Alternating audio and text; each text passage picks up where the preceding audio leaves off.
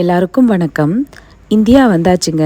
நாங்கள் எமிரேட்ஸில் தான் வந்தோம். Seattle to Dubai, Dubai to Bangalore அப்படின்னு வந்தோம். கிட்டத்தட்ட ஒரு நாளே ஆச்சுங்க. டிரான்சிட் டைமு எல்லாம் சேர்த்தணும் அப்படின்னா பெங்களூர்லேருந்து சொந்த ஊர் போகிறதுக்கு இன்னுமுமே ஒரு 6 ஹவர்ஸ் ஆகுங்க. இந்த டைம் கொஞ்சம் ஜெட்லாக்மே அதிகமாக தாங்க இருக்குது.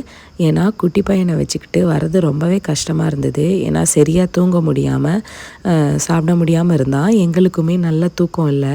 யூஸ்வலாகவே ஃப்ளைட்டில் வந்தால் ரொம்ப டயர்டாக இருக்கும்.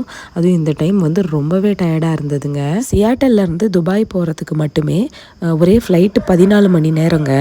அதனால் அதில் உட்காந்துட்டு வர்றது ரொம்பவே கஷ்டமாக இருந்தது. குட்டி பையனுக்கு நல்லாவே தூங்கவே இல்லை.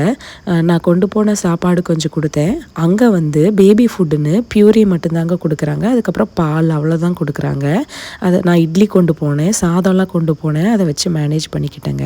வேறொரு பதிவில் சந்திக்கலாம். நன்றி, வணக்கம்.